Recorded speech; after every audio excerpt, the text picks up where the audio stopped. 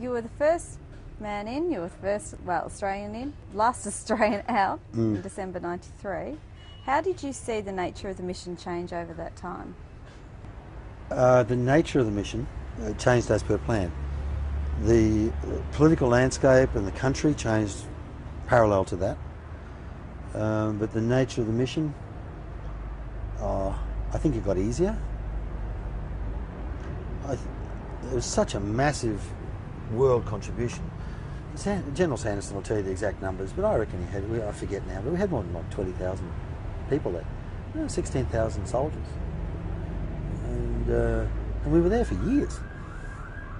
When you think of what Australia did here in Timor, it was for, I don't mean to demean it, but on a scale of complexity and of duration and of numbers, it was a quarter of what Sanderson did in Cambodia.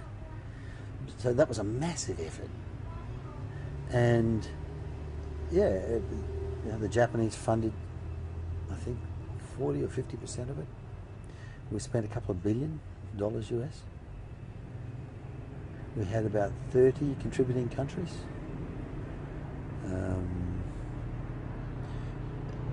So it was a juggernaut, and because of the political preparations, all the intrigue had been taken away, all the secondary agendas had been isolated, so everyone was unified about what was to happen. The Khmers were not unified.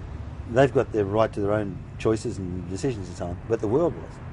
So you didn't have East and West bloc bullshit. You didn't have some tiny little bits of regional bullshit where people trying to look after their own agendas. A little bit of post-colonial naughtiness from France, and a little bit of naughtiness from us too. Everyone had we wanted to make sure it happened our way because we reckon our way was the best way. We were probably genuinely judged as the honest broker because we're a middle-class power of not a great deal of significance in the world, and so we're not dragged into all these other issues that might colour their opinions, or you have nothing to trade, we look after you here if you look after us there. Australia hadn't been part of the problem before, hadn't been a colonialist or whatever. So I guess we were seen as the honest broker. But how did it change over the time? It went to plan, I would say. I wasn't surprised by anything that happened. There was a small compromise at the end, but it was a political compromise, and that's in the nation-building perspective, not the peacekeeping perspective. The role of the peacekeepers was to secure the environment such that an election could be safely conducted, to allow all Cambodian people to determine their own future. And I don't think they'd ever voted before. So there were lots of challenges for other Australians, like Michael Maley, who was here yesterday, who was the deputy head of the Electoral Commission. And they ran a very successful election and got a result. And Michael's a hero in his own right. He doesn't have any bullets in him and hasn't got people running around wanting to talk to him like you, because he's got as big a story to tell as anything I can tell you. He did an amazing job. And he's the most quietly spoken, humble guy.